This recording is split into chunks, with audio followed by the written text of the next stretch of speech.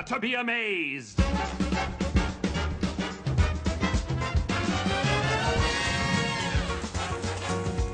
The inspiration for the story was a children's book by William Joyce called Day with Wilbur Robinson. Bill Joyce is a very quirky, wacky human being. He's a lot of fun. He has tons of energy. Come on in. Funny thing is, with this movie, our Robinsons are his family members, and staying true to their personalities, and he'll tell us what Uncle Joe and Uncle Art and who they are. Of course, his real Uncle Art isn't an intergalactic space guy that delivers pizza. In the book, this kid comes over to spend the day with his friend and ends up being completely embraced by these Robinsons. We were really able to draw from, I think, the warmth and the spirit that Bill gave the Robinsons and then develop those characters even further. I wanted to do sort of a fictionalized biography of what my childhood had been like, or at least the way I wished my childhood had been. And so I populated it with all these characters that I knew, people from my family, but I kind of ratcheted it up 3 degrees and mixed it up with all the movies that I loved when I was a kid. My grandfather, my own grandfather in real life, had a glass eye, was missing a thumb, and had false teeth. So I always thought of him as this sort of like, you know, mechanical man in a way. You know, he could just sort of detach and reattach at will. You haven't seen any teeth around here, have you? Teeth? Yeah, my teeth. It started with the teeth, and my imagination went wild. I had an uncle, Uncle Paul, who was 7 feet tall, and he always claimed that he was from outer space. You know, he just said, you know, that he was not from here. Reminds me of the time my meatball pizza staved off civil war on the black moon of Kaward. So he ended up being Uncle Art, you know, the intergalactic pizza delivery man. There was one household I used to go to that was kind of like the Robinsons' house. It's this big mansion, a crazy place. This is the Parker's house. They lived here then, and they still live here now.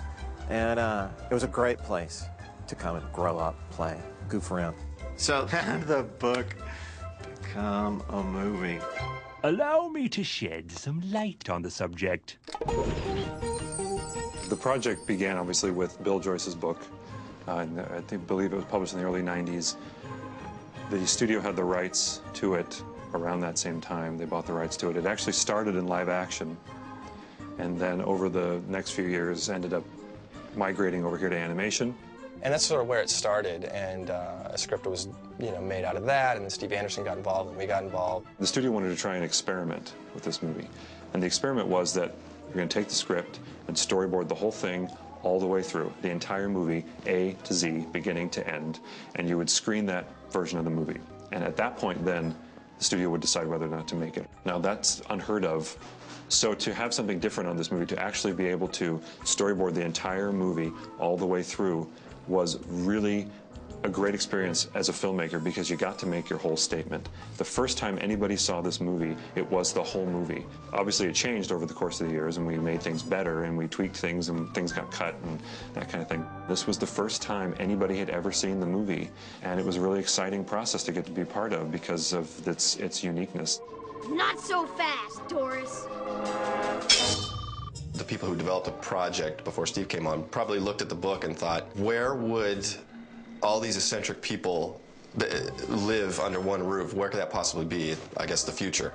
You have to have a statement that you're making when you're telling a story. So the theme of the movie was let go of the past and look to the future. Past then equals not good.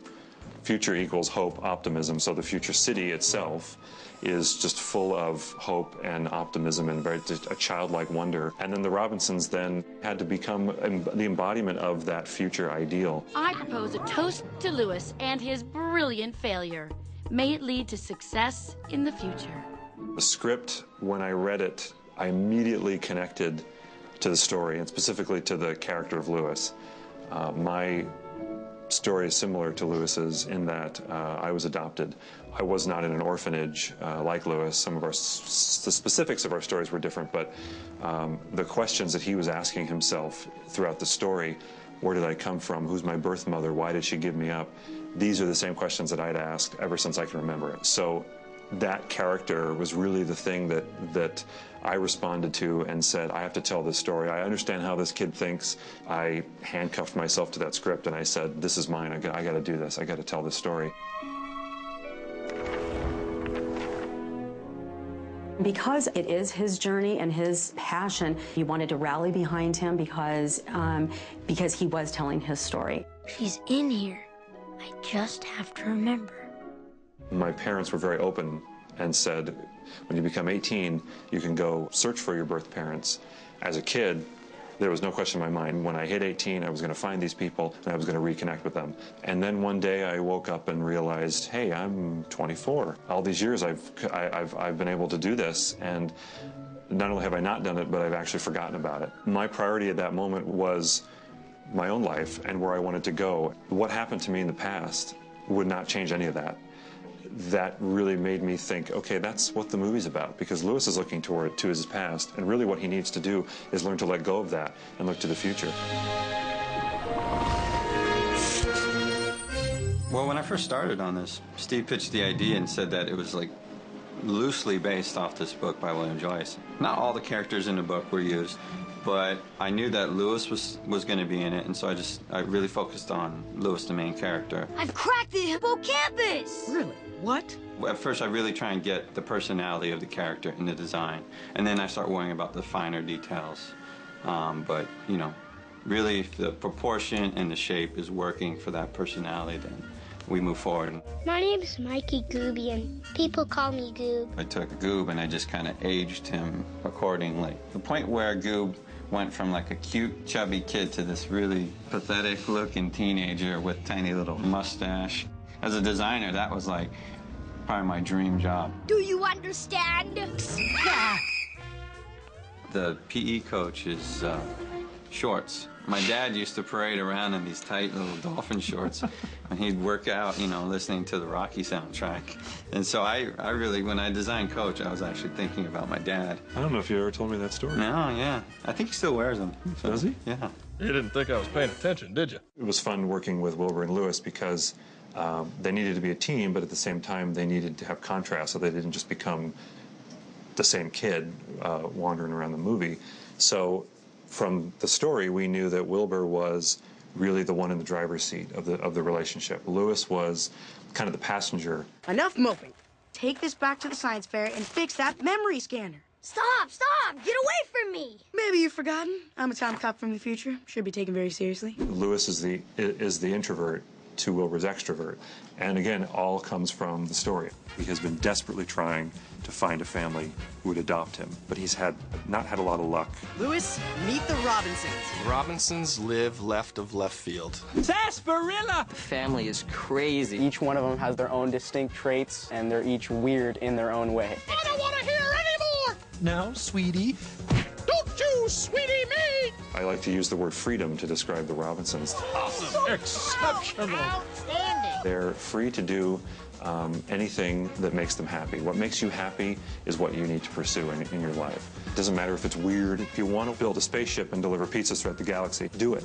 Ding dong, pizza's here. And the Robinsons, then, that really became their philosophy. They had to become a positive group of people. And it all kind of stems from the matriarch and the patriarch of the family, Grandma and Grandpa. As bizarre as the Robinsons get, at the core, there's still a family like your family, like my family, like everybody's family. They love each other. They have the love and the support that a family gives itself. In terms of voices, I really like to look for people who have a theater background or an improvisation background, people who really understand the notion of how to create a character and a big, larger-than-life character. 2153, take one. Well, does inventing count as a sport? It's about having fun. Yay! Hooray! I didn't know there's going to be reading involved. Who dares to disturb my sanctuary? We have Harlan Williams as Carl the robot. Now the entire time stream could be altered. That and someone took my bike. We have Laurie Metcalf as Dr. Krunkelhorn. Oh, me! Pick me! Pick me! Nicole Sullivan as Franny, Wilbur's mom. 5 years ago, he wakes up in the middle of the night in a cold sweat, wants to build a time machine. We have Angela Bassett as Mildred. Louis! The Harringtons are here! Playing Uncle Art is Adam West. That reminds me of when Gaston first invented his meatball cannon. Playing Cornelius Robinson, the founder of the future, we have Tom Selleck. I give you my latest invention for Robinson Industries. Ethan Sandler doing practically every other voice in the movie. I'm playing Dimitri and Spike. Hey, ring my doorbell. No. Ring my doorbell. And Laszlo and Fritz and Petunia and the CEO. You have 2 minutes. Please begin. He's even Doris. He's all the beeps and buzzes of Doris. Why don't you go? You do it so much better than me.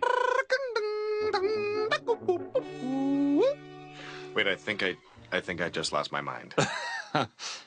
For the record, this was the moment. It's really just collaborating with him and just trying to make him laugh. And I feel like if he laughs, then it's good. Prepare to be amazed. This is my invention. The guy who did Bowler Hat Guy, I think he was okay working with me. I know we did struggle a little bit from time to time. It's so far removed from him that I can't even imagine him doing the voice. Pass off invention as my own. Check. Oh, I love checklists. He gets really into it, and his facial expressions become, evil and bowler hat guy. And yeah, he had us frightened a couple times. Me! I kind of channeled my anger and frustration that I feel as I sit in traffic every day commuting from Santa Clarita to Burbank, and I think a lot of the voice came from that. My name's Franny, and I teach frogs music. Ba ba ba ba, breath ba ba ba. Danny Elfman is a fantastic composer, songwriter. He is unbelievable. And when he came on, he immediately connected with this film. Danny has a really interesting process because Danny is so smart. You really don't have to talk too much about specifics with Danny. He gets it. He gets it immediately. Meet the Robinsons went in two directions, both very crazy, where I got to actually be very Carl Stalling-esque.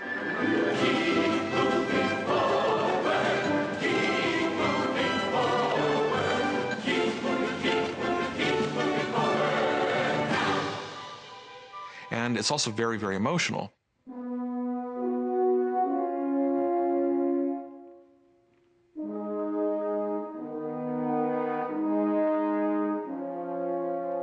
It had more of a story and the type of character thing that music can play a bigger part in than many animated films. Lewis, his whole past with being abandoned, his mother, there's definitely a theme that will follow every time we get into family, his loss of family, his wanting family, his being accepted by the Robinsons. I'm really happy you're safe. You all sacrificed so much. Who'd be a better family for you than us? What do you say, Lewis? Do you want to be a Robinson? My favorite cue in the movie is when we go to the future for the first time and we see that glorious vision through Lewis's eyes.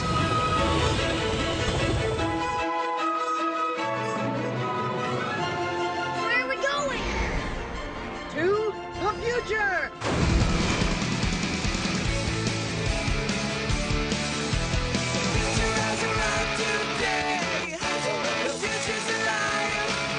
We're up here recording my song. The Future Has Arrived. Future Has Arrived. As written by Mr. Danny Elfman. Yeah. So we're very honored to be able to do this. Hey, thanks a lot for coming by. It was fun. Yeah.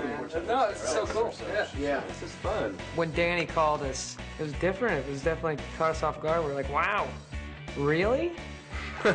There's really no words to describe it because it was an amazing experience. We're fans of Danny Elfman and his work, and so it's hard trying to alter it because it's like this is a Danny Elfman song. You want to do it justice, but he's really been cool about it, and he's just like make it your own, So we're doing our rejects thing to it.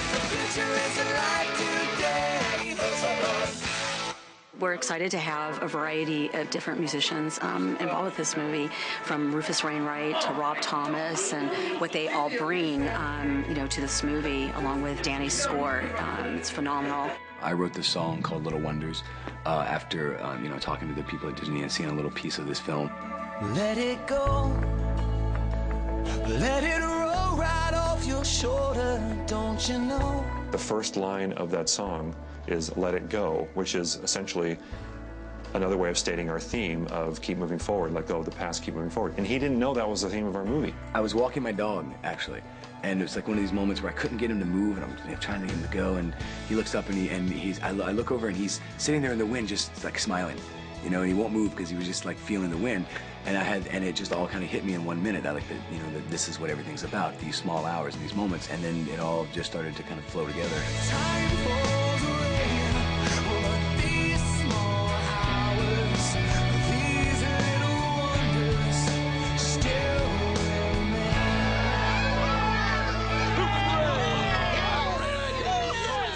remain. This has been really interesting because it's with animation, and I do actually find that my voice and the sort of unusual nature of my music, it fits well with animation because it does evoke like another world. Give me just one more chance, one more glance, and I will make of you another believer. The other song I did is, well, I wrote it. I'm not singing it. Jamie Cullum is singing it. It's called Where's Your Heart At? It's supposed to be singing as a frog. You ask me over and over and over, have you seen my peacock feathered hat? If it was under a four-leaf clover, I'd be on the lawn looking for that. Where is your heart at? Nobody knows that. Even though you've him, her, me, and an army searching. I'm really thrilled with the way we were able to use music in this movie. And I think because of the theme of this movie, because of the way the movie was made, the way we had to move on this film to make it, I really learned to let go and just be open to things, just, again, to move forward. Ooh, good idea. I think there's such a great message for everybody. It's okay to fail. It's okay to make a mistake, as long as you keep on moving forward, just as Lewis did. Everybody out there has a Robinson in their family, and Steve Anderson was telling his life journey and his story through this movie, which the emotion and the heart, the comedy, all of that came through. We all got in line right behind him and followed him to the conclusion of this movie. To me, Lewis is Steve. They're the same person. Our passion was to tell this story and to put this movie up on screen, and nothing was going to stop us from doing that.